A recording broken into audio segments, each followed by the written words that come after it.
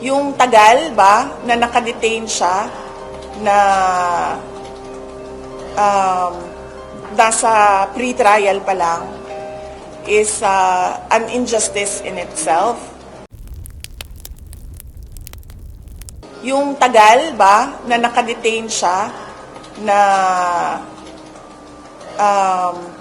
nasa pre-trial pa lang is an injustice in itself.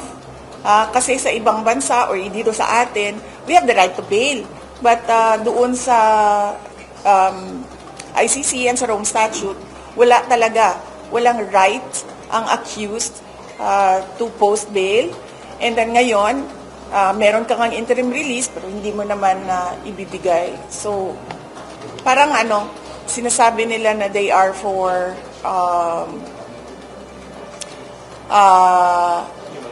yes, human rights and justice, and yet it is not provided for the accused. Let's move on to the next topic.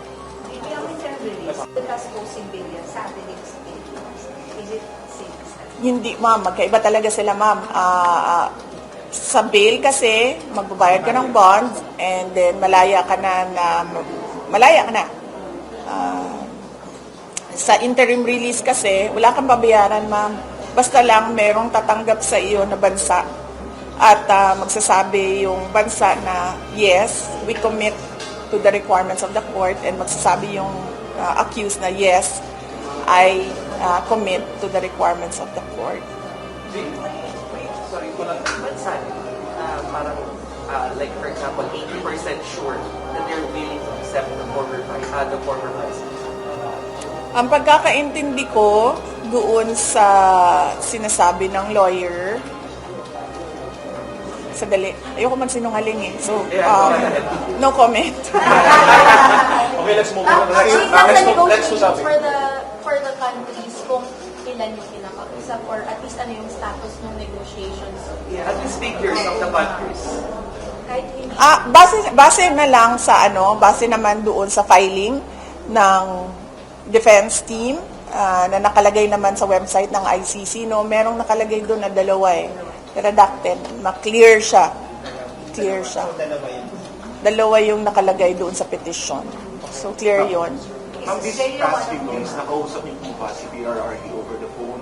Ano yung huling pag-uusap niyo? May sinabi ba siya na baka hindi niya nakayanin sa loob ng matagal sa detention center po? Hindi ko siya nakakausap lately sa telepono dahil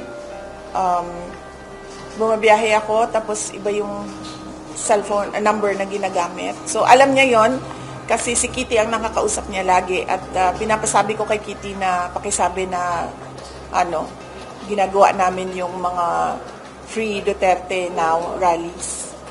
Let's move on to the next topic. Red Mendoza. Ma'am, good afternoon. Ma'am, ngayon po, of course, nagkaroon tayo ng issues sa Israel and Iran, and of course, maraming mga OFWs ang nagkakaroon ng problema, nakatrap yung ibang mga OFWs natin. Yung Marcos government, parang banjing lang, parang hindi nila pinapakordeman yung mga OFWs na sumuligas. What's your take po sa nangyayaring sa parang inaction ng government natin sa paglikas sa ating mga OFW? Well, we are ready to we are ready to support senators with regard to LGBTQIA laws. We are ready to support the DFA, the Department of Foreign Affairs, and the Department of Migrant Workers. Kung ano man yung pwede namin gawin, abot ng makakaya ng Office of the Vice President para makatulong sa kanilang repatriation efforts ng mga Pilipino na nandoon sa mga bansa na apektado, Iran, Israel, at yung mga karating bansa. Ma'am, kasi right now parang ang iniisip ng ibang mga bansa ngayon, parang palikasin yung kanilang mga citizens abroad sa, of course, nangyayari doon. I know, merong ceasefire ngayon, may truce ngayon, pero hindi natin sure kung gaano katagal yung truce na yun. Pero pinupokus ito sa Pilipinas, politika, personal na away, what's your take on this po? Kasi parang dapat iniisip po ng gobyerno natin yung kapakanan ng mga OFWs natin, yung kapakanan din ng ating mga consumers, dahil nagtataas yung presyo ng plus ng oil. Totoo yan, no? Kaya doon sa aking mensahe kanina, kung nakita nyo sa aking speech, ay sinabi ko na unahin natin ang bayan. Huwag yung pansariling interes at tigilan natin ang pang-aatake sa politika. But personally, ma'am, how would you score the action or so inaction ng Marcos government in the situation ng Diana ng Iranians?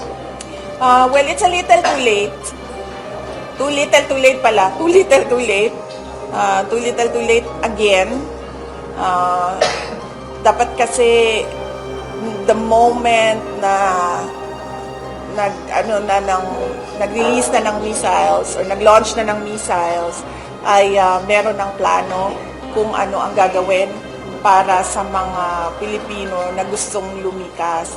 Hindi yung aantayin pa kung kailan sarado na yung borders, nawawala na yung nagka-cancel na ng flights, ang mga airspaces doon sa bansa na malapit sa kaguluhan. So, dapat kasi nagplano, hindi naman surprise yun. Alam naman nating lahat na mangyayari yon kasi nagsabi na silang dalawa na mag-aaway sila. Yung dalawang bansa ba, nagsasabi na sila.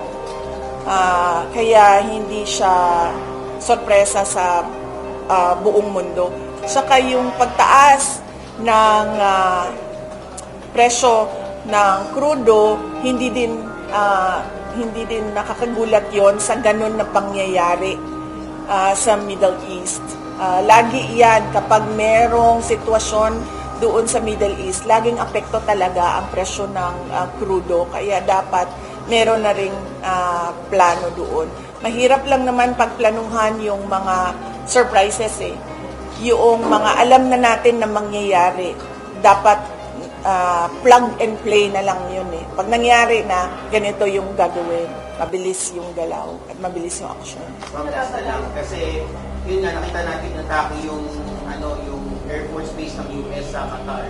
Of course, marami nag-worry ng mga Pilipino kasi nga, baka matulad yung nangyari sa Qatar dahil nga pag-side natin sa US sa issue ng geopolitics at baka magkaroon ng atake yung ibang mga kalaban natin.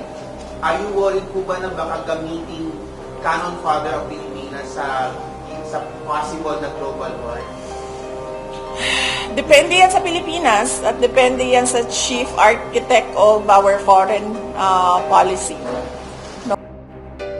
Desisyon yan ng presidente kung isasali niya ang ating bansa sa giyera, which I think is a very, very bad idea. Kasi kung nakikita ninyo ngayon, this is a war of supremacy and domination. This is a war of supremacy and domination. And in this war, you need money and power, which the Philippines doesn't have. At the moment, darating din tayo doon, sigurado ako. Pero sa ngayon, kung wala ka niyan, huwag ka sumali sa giyera ng domination and supremacy. Kasi ikaw ang talo. Ikaw talaga ang talo. Kasi sa simula pa lang ng giyera, wala ka nang power, wala kang pera. Anong epekto nun? Pag nandyan na yung giyera, lalo kang mawawala ng pera, lalo ka mawawala ng power kasi ang mga kalaban mo are